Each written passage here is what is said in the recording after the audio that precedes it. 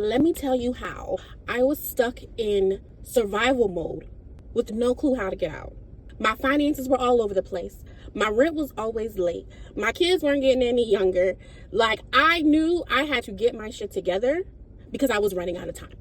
Back in 2019, I left the military for good. One thing I never had to worry about was money, because I always had the money, but I never really had the money management skills. So naturally, when I got out the military, I struggled. I still had the buy whatever I want attitude without the buy whatever I want money. And baby, I was struggling. My kids needed stability. I needed stability. And I knew something just had to change. So my turning point came when I realized that not only I was miserable, my kids were miserable. We were just all on top of each other. Like, I knew that we needed more space. And I knew that I had to change my mind frame from just surviving to actually setting myself up for the future, setting my kids up for the future. Like, I really just wanted so much more for them. And at the time, like, my daughter and I were getting into it about going to school. My son was like sleeping in the living room because he outgrew his room with his, they were sharing a room. He was sharing a room with his sister and he just outgrew it, So it was like a lot of things were just coming to a head all at once. So I knew I had to start this process. But the issue was I didn't know how. Like, I didn't know how to go from living paycheck to paycheck. I didn't know how to go from my rent always being late and my bills always being late to actually starting to be on time and making it a routine, because that was all I knew. Like, I knew how to rob Peter to pay Paul. Like, I'm really good at that. But I did not know how to get everything like on a routine. And quite frankly, I felt kind of embarrassed about that because I felt like I was too old to not know. But then when you think about it, it's like, it's not your fault. Like, if you don't have people in your life doing what you want to do, you're not going to know how. You're not going to know. You're not going to have all the answers. It's not going to come easy to you because you don't have those like role models, or you don't have, somebody in your life that can get inspiration from. So naturally, I'm trying to buy a house. So I went to who I thought would know how to buy a house, and that is a mortgage officer. What I did was I just walked into a random real estate office because I had questions and I didn't know like where to start or what this would even entail or whatever. So I just walked into there and I said, hey, I want to buy a house. And they said, okay, well, what do you have? And I said, well, I know I'm not ready now to buy the house. I just need to know what I need to do to get ready.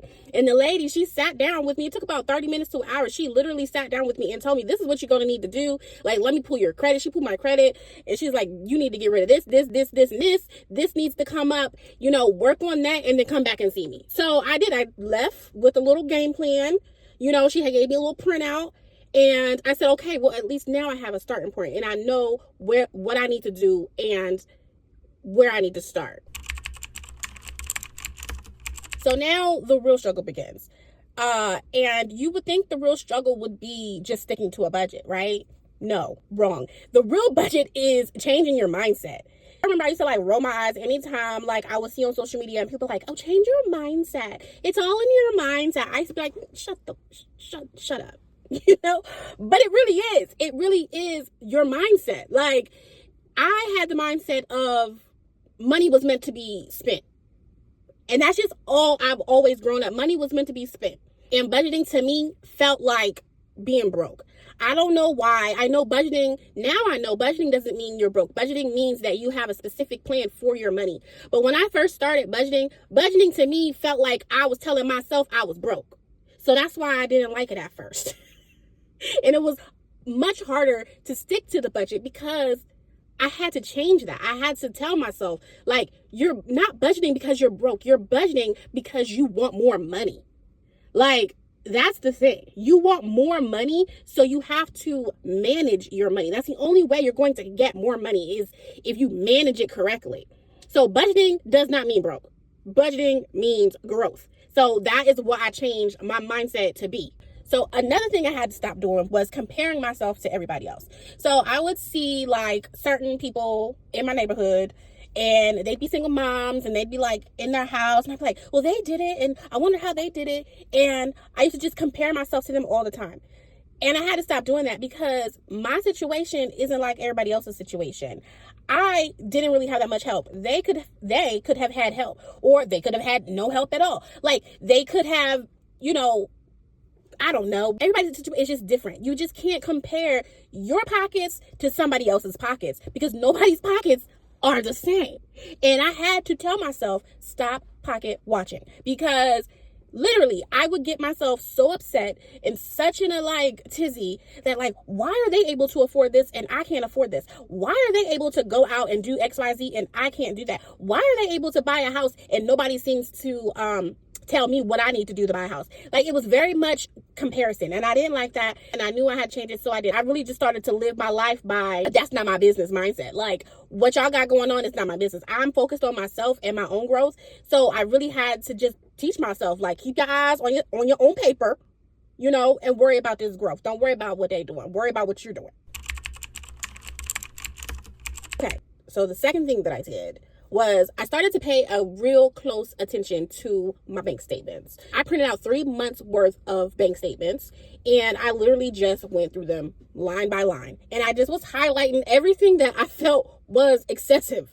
Like, literally. And when I was doing this, I realized there were a whole lot of subscriptions. There was a whole lot of fast food. There was a whole lot of Family Dollar, Dollar General, Dollar Tree, like a whole lot of thrift stores. Like, it was a hard pill to swallow because it really shows you where your mind is at, or what you prioritize, or what you put over everything else. And it looked to me like I put convenience over anything else. And on top of that, when I started to do this and I started to create my budget, I started to see like my budget is telling me that I have the money, but I don't see where the money is. Like, it said the money was there. It said I was making enough to afford my life. But where was the money? The money was there. It was just getting ate up by things that I needed to cut from my budget. So I put my focus on, instead of spending, I put my focus on working. So I found a stable job that paid me what I felt like I was worth at the time. And I was already doing like side hustle work. I was already doing Grubhub, Uber, Lyft. I was already doing those things, but I just did more. Like, I upped the hours. I really, really just went hard on those. And I just eliminated free time, because I felt like if I had free time, then I was going to go spend some money. So instead of free time, I focused on working, and I focused on a goal. Like, I had a goal that I needed to set. I needed so much money for a down payment. I needed so much money for my savings. And I just really just locked in on that goal. Okay, so the last thing I did before I reapplied was I made sure that I had my budgeting routine down packed.